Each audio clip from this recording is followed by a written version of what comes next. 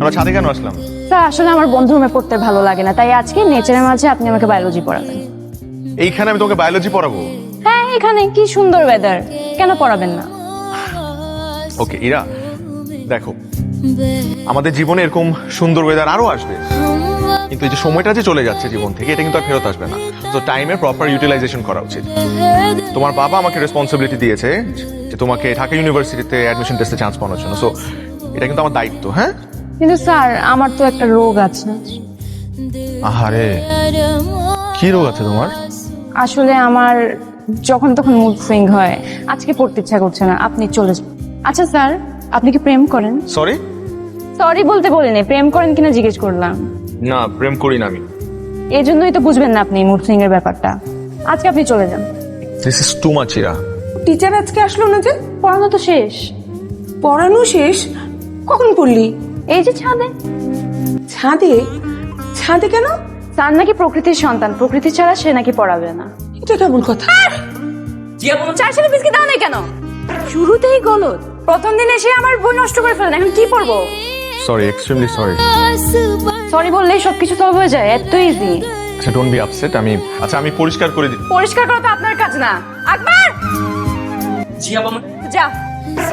না, আমি অপেক্ষা করি এখানে, মুড আসলে না হয় না, আর শুনেন, কি? আপনি পড়ানোর আগে প্রিপারেশন নিয়ে আসবেন নেক্সট ডে। আচ্ছা, এরকম নার্ভাস হলে কিন্তু পড়ানো যাবে না।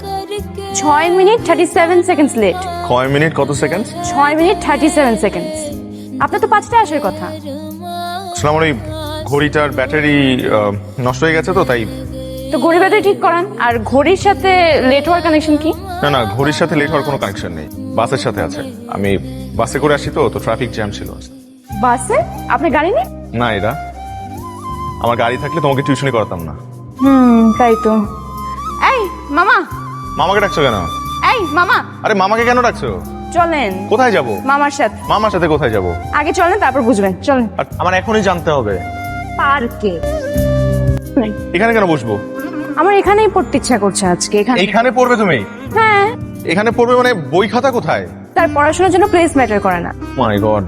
এখন স্যার হিসেবে আপনার দায়িত্ব আমাকে পড়ানো। কিন্তু তুমি যা শুরু করছো, এভাবে তো আমি তোমাকে পড়াইতে পারবো না। স্যার আপনি আমার কথাটা শুনেন, আমি চিটাগং ইউনিভার্সিটি পড়তে চাই, ঢাকা ইউনিভার্সিটিতে না। হোয়াট? হুট করে তুমি ঢাকা থেকে চিটাগং ইউনিভার্সিটি কেন শিফট করতে যাচ্ছ? স্যার আমার বয়ফ্রেন্ড চিটাগং ইউনিভার্সিটিতে পড়ে, বুঝতেই তো পারছি। কার বয়ফ্রেন্ড? আমার। হোয়াট? পিচ্ছিমের বলে বয়ফ্রেন্ড আছে? চুপ করে আছে কি? গেছিলি কেন বল না? স্যার আমাকে পার্কে নিয়ে গিয়ে প্রপোজ করেছিল। তোর পার্কে নিয়ে যে প্রপোজ করছে?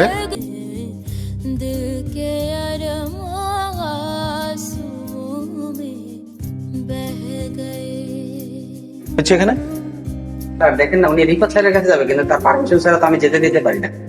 ও রিফাতের কাছে যাবেন? রিফাত কি হয় আপনার? বয়ফ্রেন্ড? হাজবেন্ড? তুমি তোমার ওয়াইফের কাছে যাবে, গিয়ে তোমার ওয়াইফকে সরি বলবে যদি তুমি ভুল করে থাকো, আর যদি তুমি ভুল না করে থাকো তাহলে তো ডেফিনেটলি সরি বলবে। পাশাপাশি এটাও বলবে you are right sweet heart.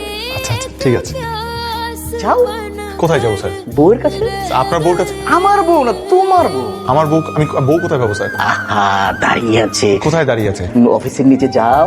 Sir আমি কোথায় যাবো স্যার? যাও যাও যাও। স্যার আমি, বাট নট এনি মোর। ওয়ালাইকুম স্যার। ওয়ালাইকুম সালাম। স্যার স্যার স্যার স্যার একটা মিনিট দাঁড়ান স্যার, আপনার একটা পার্সেল আছে।